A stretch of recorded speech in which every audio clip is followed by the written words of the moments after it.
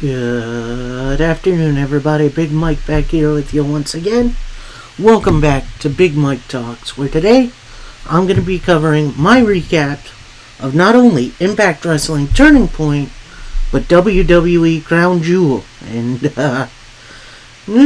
don't worry, I'll get into those.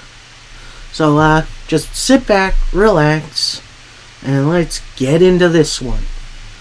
So, first we're going to discuss Impact Wrestling Turning Point, which was part of Impact Wrestling's UK tour.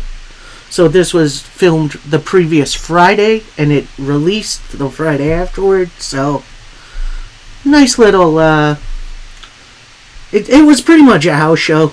Let's call it what it was. Although it was very entertaining. And a shout out to fellow YouTuber from Cultaholic, Mr. Tom Campbell, for doing the ring announcing. Did an amazing job. Shout out to him.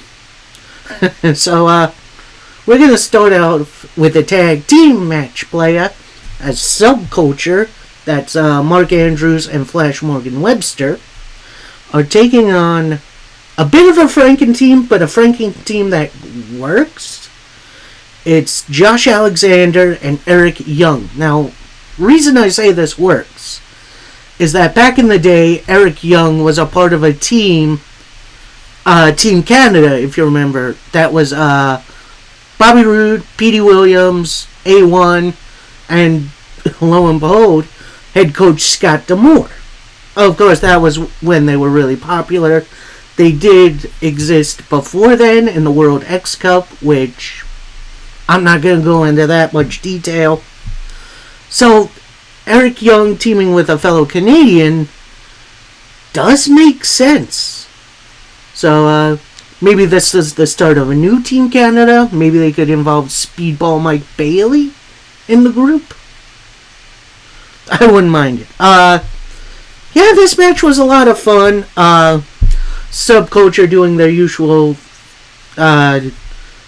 using more of their speed and finesse, while Josh Alexander definitely used more of his power, but he also kept up really well. Eric Young looked maybe a little bit lost, but he did pick it up by the end. Couple of pile driver attempts, which that was a little insane that Subculture got out of that. Eventually, Josh Alexander hit the C4 spike and got the victory for his team. I'm going to give this match a thumbs up. A very well put together first matchup on the card. And it was a lot of fun to watch. Hopefully we see EY and Josh team up in the future. Next up, we see some little bits from the rest of the UK tour when it pertains to Leon Slater, who is the current North Heavyweight Champion, I believe. But it is then revealed he has signed a contract with TNA. So he is going to be a part of the reboot. I have not seen a lot of this kid, but from what I have seen, he is absolutely excellent. And a hell of an addition. Next up, we got Knockouts action as Giselle Shaw takes on Alex Windsor. I believe I've seen Alex Windsor before in WCPW, which, that's a blast from the past. Although it's not that far in the past if you think about it, which is scary. Yeah, Alex Windsor absolutely brought it in this match. And of course, Shaw didn't have the Shaw entourage with her for reasons. Yeah, no Savannah Evans, no Jay Vidal, just Shaw and Windsor tearing it up a bit. I will say that this match had a little tough time getting into second gear. Eventually, it did get there with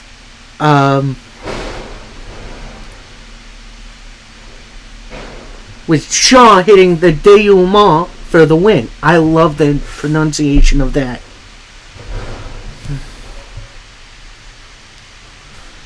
Then we get a promo from one Simon Miller. If you don't know who he is from What Culture, and he has been a wrestler for the last couple years. And it turns out he and Joe Hendry had a little tiff up at the What Culture offices. And now he's here. He didn't want to go through Tough Enough, which is the tryout for Impact. And I just wanted you and me one-on-one and see who the best man was. You're not going to believe in you, Joe Hendry. Everyone's going to believe in me.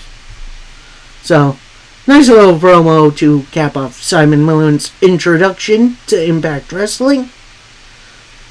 We then get some X Division action as Rich Swann takes on Trey Miguel. And it was awesome. Like, this was a really underrated matchup. Both guys pretty much went balls to the wall. My mistake for the YouTube. This match was absolutely awesome. We got super kicks. We got a stage dive, which was crazy. Rich Swann missed on a 450, which don't see that very often. After a couple of super kicks, lightning spiral, which only got a 2 count from Trey Miguel.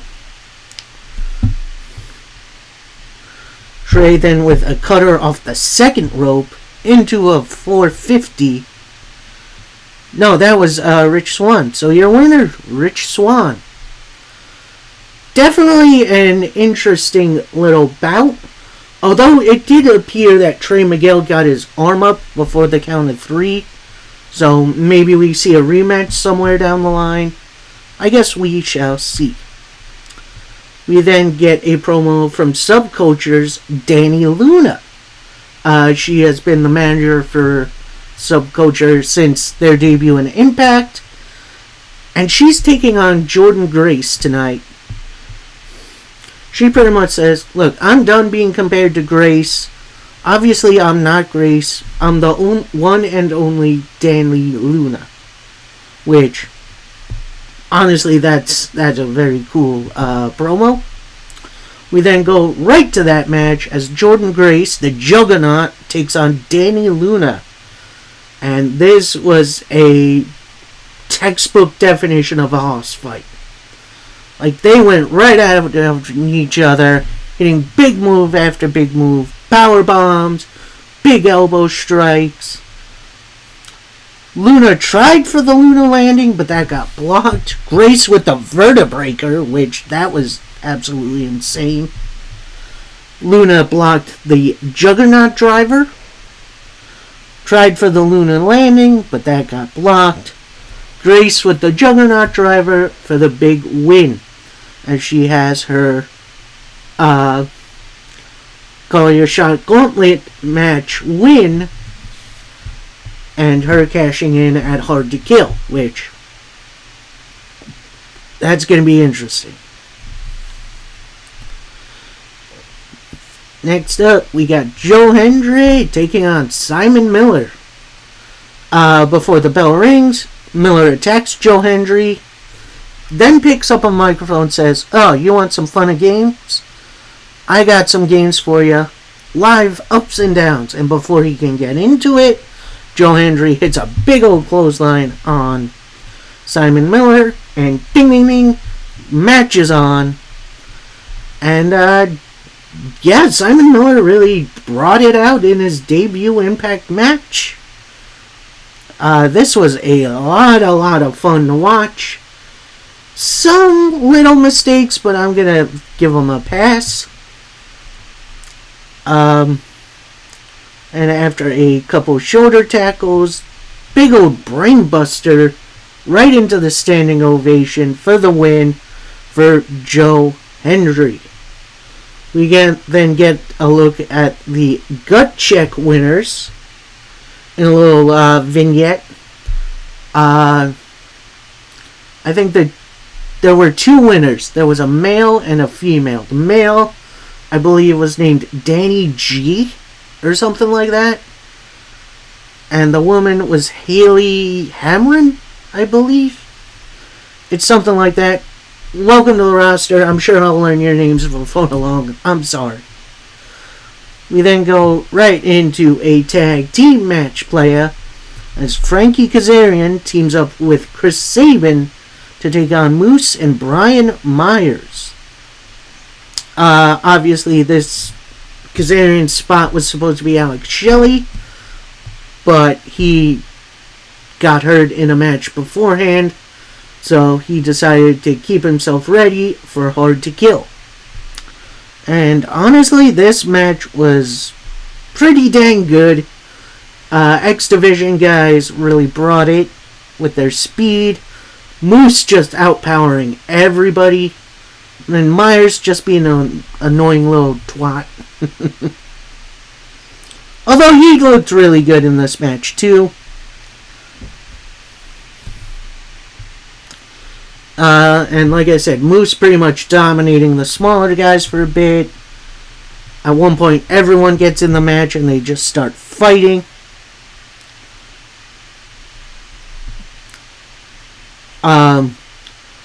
Kazarian tries for the chicken wing on Myers. That gets blocked. Rolls him right into a spear from Moose to pick up the victory for his team. And it does look like Moose is pretty much ready for Alex Shelley. We'll see if he can pick up the win. And we go to our semi-main event, and it's for the Knockouts title. And we got a special guest referee. It's Knockout legend herself, Gail Kim. Love me a little Gail Kim. It's always good to see her. And the match, the participants, we got Trinity defending her title against Deonna Purrazzo. Now, if Purrazzo loses this match, it'll be her last opportunity at the Knockouts title. And, oh boy, did this match absolutely rocked. It was a lot of fun to watch. A lot of good back and forth. Each person going for their submission, but that gets countered out of. Trinity with a huge Samoan drop. Tries for the Heat Seeker, but that gets blocked by Purrazzo. Purrazzo trying for the Queen's Gambit. That gets blocked. Big old reverse DDT. Eventually, Purrazzo does hit the Queen's Gambit, but only for a 2 count. Trinity with the start big kick. Arana into Starstruck, but that leads to a roll-up attempt by Purrazzo, only for a 2. Big old Baldo bomb from Trinity, back into Starstruck for the submission victory. Post-match, Purrazzo then attacks Trinity, which leads her out of the ring. Then Gail Kim gets right into Purrazzo's face, pushes her. Purrazzo pushes back, and they just fight it out for a little bit. And then Gail Kim hits the Eat Defeat, and looks like we're going to have Gail Kim versus Deonna Purrazzo for Hard to Kill, which I'm up for. I would definitely be up for that. And fine, Alamo, for Turning Point, we got this juicy little nugget of a match. It's Will Ospreay taking on Eddie Edwards. And, ooh, boy. I'm going to say this, it wasn't as good as the Mike Bailey match, but I enjoyed the ever-living heck out of this. This was an awesome bout. Really good back and forth between these two. Well, let's call them what they are. They're living legends.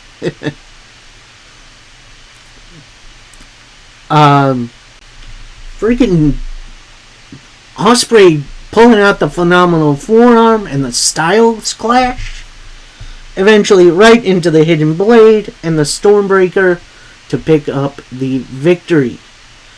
And then that's when he gets on the microphone, pretty much says, look, guys, I know what my future holds. I'm going to announce it tonight.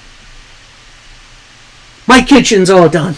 Which, of course, that got a little pop out of me because in a couple of months he is going to be a free agent from New Japan. Unless he resigns, which is possible.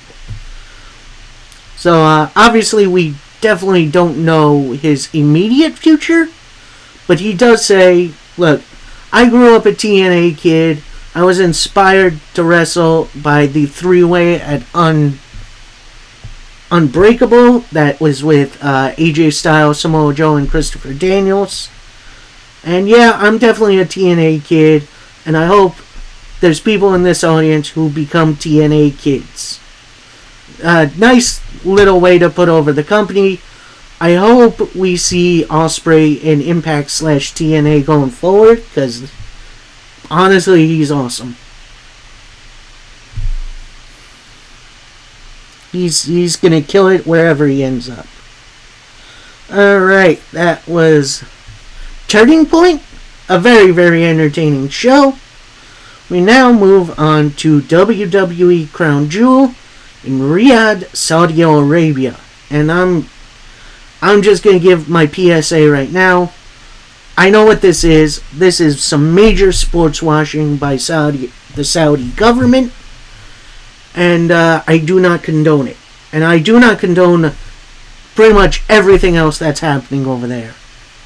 So, I'm just here to watch a wrestling show. This is not me, saying I'm alright with this shit. Because I am not. Anyway, so we go into our first match of the evening, and it's for the World Heavyweight title, and it's Drew McIntyre versus Seth Rollins. And I will say this match did kind of have a really, really slow start. It kind of had trouble getting out of gear 1, but eventually it did get there, especially after a couple of moonsaults and a Falcon Arrow. Seth trying for a couple of pedigrees, but that gets blocked. Drew trying for hitting a future shock, and he goes for the Claymore, but Seth isn't getting up. But alas, it was Seth playing possum into a roll-up for a 2 count.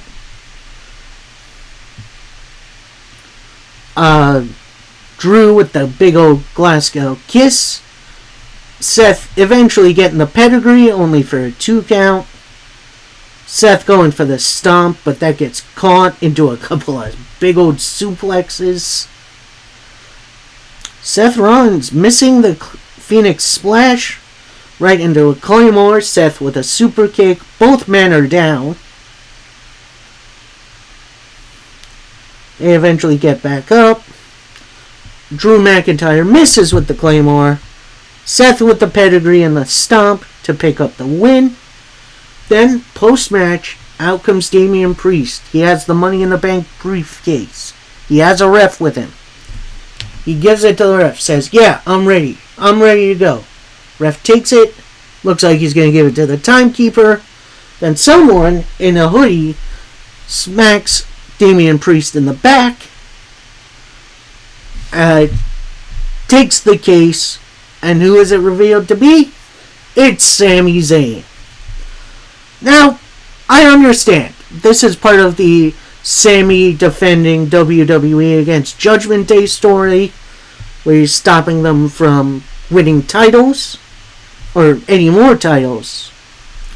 So then, Sami Zayn runs off with the briefcase, with Damian Priest in pursuit. We then get a little shot of Drew McIntyre backstage, head in hands, really thinking about it. In walks Rhea Ripley. She kind of walks up, just nods, and walks off. So, it looks like Rhea is still trying to recruit Drew. I don't know if he would be a very good fit for Judgment Day, honestly. But I've seen wilder stuff. Next up, we got the women's world title on the line in a fatal 5-way match. So we have Zoe Stark, Shayna Baszler, Nia Jax, and Raquel Rodriguez trying to take the women's title off of Rhea Ripley. Now, before the match, Rhea kind of got a special entrance in which a couple of Saudi officials, I guess, come out in full harem gear. They're holding candles or some kind of chalice or something. And they're just walking on the ramp, lining up. Walking on the ramp, lining up. And no one's explaining really what's going on. Like, I don't know if this is some sort of ceremonial Saudi thing, but I needed a little bit more explanation. But then that just led into a normal Rhea Ripley entrance, which, okay, I guess. I didn't know if Rhea's entrance really needed all of that, but honestly, it's fine. And I'm going to say this, throughout this match, a little bit of an MVP, I'm going to say Nia Jax. And I know I may be a hypocrite for saying this, but she kind of played this match perfectly. With every finisher, she tosses the person who executed the finisher out, goes for the pin, only gets a 2. Defends pretty much the title for herself, breaking up pinfalls on her own. It worked. Eventually, she does go up for the Annihilator, but misses. Raquel goes for the Tejana Bomb. That only gets a 2 count. Rhea goes for the Riptide. That gets blocked into the Karafuda clutch by Shayna Baszler. That gets broken up by a big boot and a couple of headbutts. Rhea eventually does hit a Riptide, but that only gets a 2 count. Bunch of headbutts. Then Rhea has Zoe Stark on top with the rest of her opponents laying down below. Big old Riptide from the middle rope. And that leads to Rhea Ripley's victory. And honestly, that was her most impressive victory yet. And I'm going to say this, everyone looked really good in this match. Like, this was a fantastic outing all along. And I'm going to give this a big old thumbs up. That was awesome. Next up, we got John Cena taking on Solo Sikoa. And, yeah, Cena ate some stuff this match. This match was maybe the most one-sided match I've seen Cena have since he got beat up by Brock Lesnar at SummerSlam a bunch of years ago. He eats maybe like 11 Samoan spikes at the end for Solo to pick up the win. Post-match, Cena gets up in the ring. He kind of has a dejected look on his face. Crowd's giving him a standing ovation. And then Cena goes up the ramp, potentially for the last time in WWE. We'll see about that. Now, this next segment was very strange and kind of out of nowhere, as we had a Miz TV segment, and his special guest, it was Ibrahim Ala Hijaj, I hope I am pronouncing that right, who is an actor from Saudi Arabia who has a movie out about making it in the WWE, which, you know, good for them. Glad I did my research on this guy, because I will tell you, I wouldn't have known him otherwise. Like, that is for sure. Anyway, Miz starts going over the plot of the guy's movie.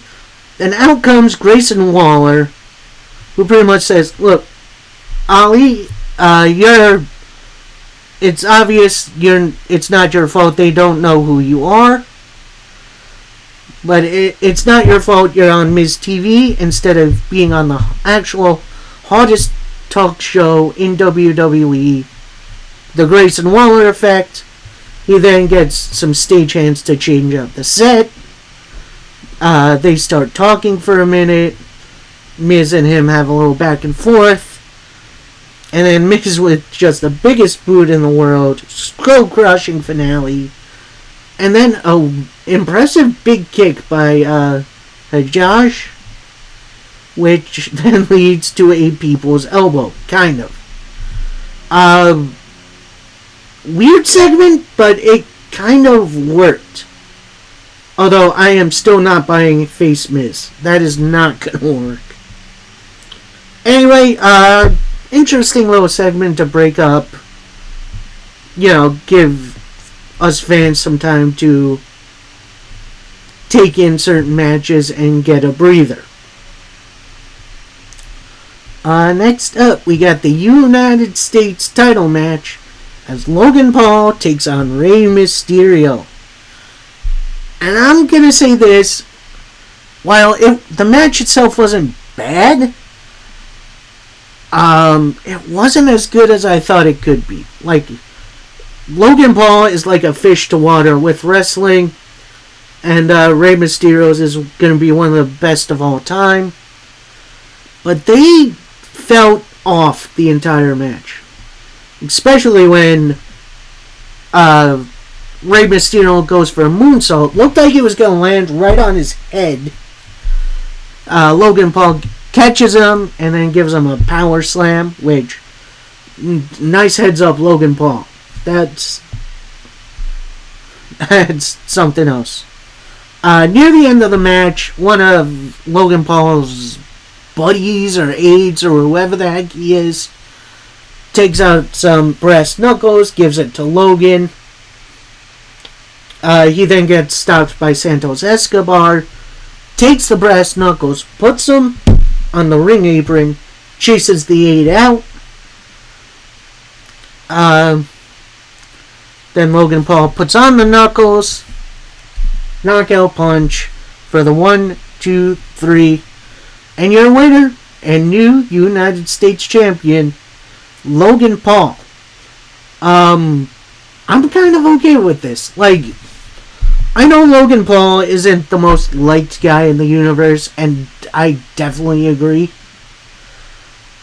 But I think he deserves this. Like, nice little heel run with like a mid-card title, I think could be entertaining. Next up, we got the WWE Women's title match as Bianca Belair takes on Io Sky. And honestly, this match was a lot of fun. Bianca looking to overpower Sky, but Sky using more of her finesse and obviously her speed.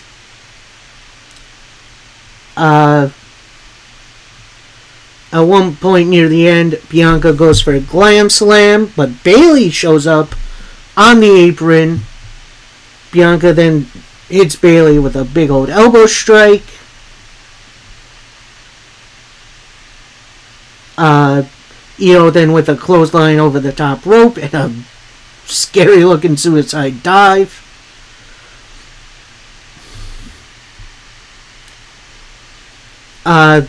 Then Bianca is sat in the middle of Bayley and Io. Io goes in for an attack. Bianca ducks and Bayley gets the brunt of the attack. Then Bianca throws Io back into the ring. Bianca tries to get in the ring. Bayley grabs her ankle.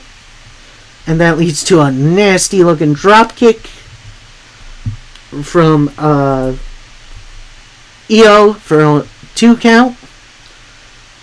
Bianca going for a KOD, but that gets blocked. And Io with an over the moonsault for the victory. And post match. Oh wait, then while I did miss a little bit because while Bianca did hit a KOD, Outcomes, who I thought at first was Dakota Kai, ended up being Kairi Sane. And if you remember her, she was a pretty long-reigning NXT Women's Champion and then got helped out of the company by Nia Jax. Post-match, Io and Sane attack Bianca Belair, and then Kairi Sane with the insane elbow. Io and Sane then posed down in the ring for a little bit.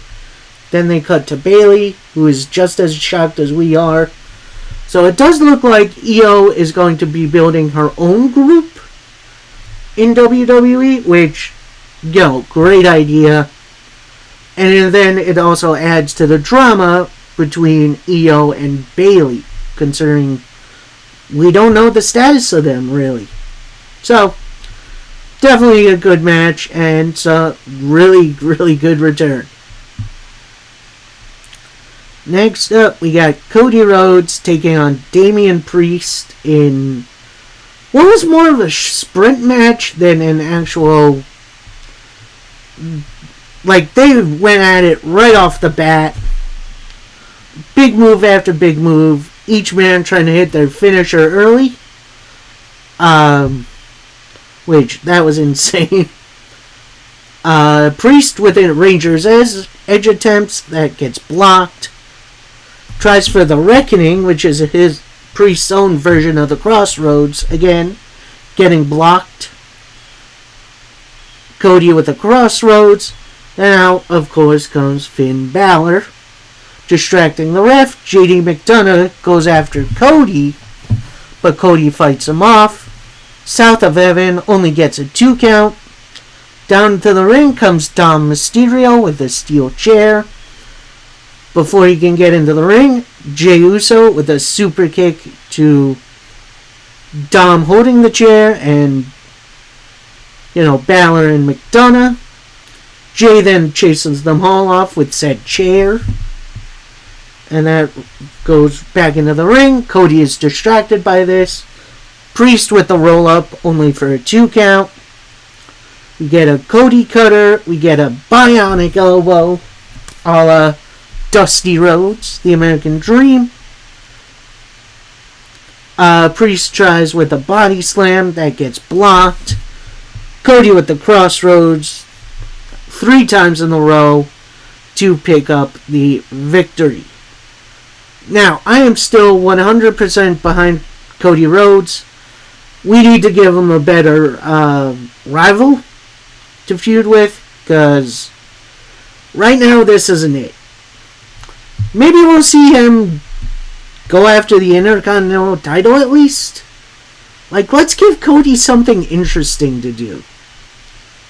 Like, let's get him away from the Judgment Day for a little bit. And, yeah, let's see him challenge Gunther. Why not? Overall, pretty fun match, but overall, I don't know. I don't really love Mr. Money in the Bank being pinned again. So, overall, fine match. And here we go with the main event for the WWE Undisputed Universal title as Roman Reigns defends against LA Knight. And oh boy, this was a very by the numbers affair. Like it was definitely shown that both guys were going through the motion with this match. Roman with a big old Uranagi. Not a rock bottom. That was not a rock bottom, Michael Cole. Only gets a 2 count. Roman goes for a Superman punch. LA Knight ducks it.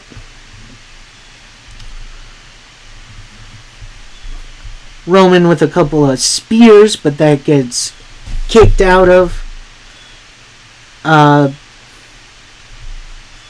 LA Knight with a BFT, but before he can get the pin, Out comes Solo Sikoa, but he's getting pushed back by officials. Other side of the ring, Jimmy Uso breaks up the pin, gets Knight off of Roman. Superman punch, spear, only a 2 count. Roman with the guillotine. That's in for a little bit. LA Knight gets out of it. BFT only for a 2 count as Jimmy puts Roman's foot on the ropes.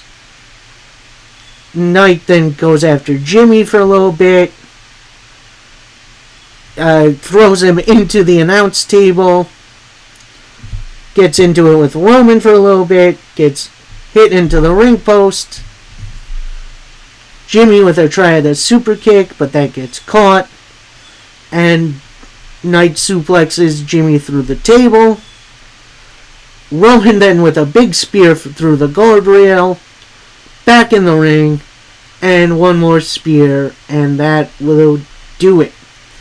Your winner, still Universal Champion, Roman Reigns. Now, I am going to go on a little bit of a rant here, so stick with me. We have seen some variation of this match for the past 3 years with Roman Reigns.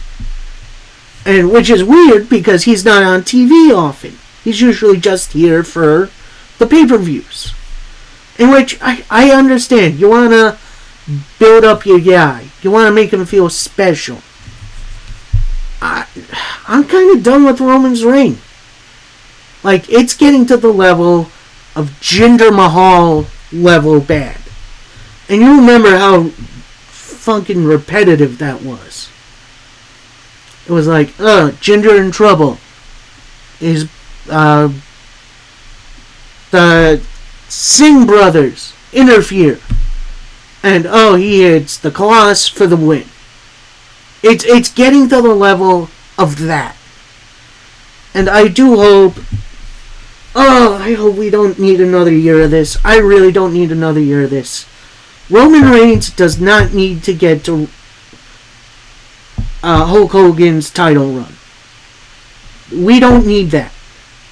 WrestleMania 40 is more than perfect for someone to dethrone Roman. And I don't know if it's Cody anymore. Like, that's the weird thing.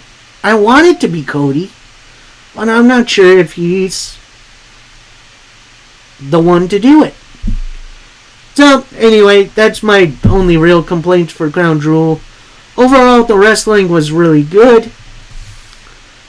Except for the repetitive nature of the Roman Reigns match. So, it's definitely a passing grade. I'll give it a B- at least. But I think some points come off because it's in Saudi Arabia. And WWE are getting blood money for this. But, I digress. That's my reviews for both shows. I hope you guys enjoyed. Please like, comment, subscribe if you haven't. Let me know, out of these two shows, what you thought of, either show. Specific matches you have. You watched that you're interested in. So, coming along this next couple of days, tomorrow I'll review the rest of the week of pro wrestling. So that's going to be MLW, Ring of Honor, and AEW Collision. We then get kind of an interesting show because it's New Japan Pro Wrestling Lone Star this weekend. Probably do some predictions for that. I believe that's going to be on Friday. So potentially no SmackDown or Rampage again. And then I'll cover those shows the following week. And then, of course, Friday I'm going to review the week that was in wrestling. Although, for tonight, for Monday, I think I'm going to take a break from Raw. I'm going to watch a little Monday Night Football and watch my New York Jets. So, I hope that covers it. Till next time, happy wrestling, everybody. Peace.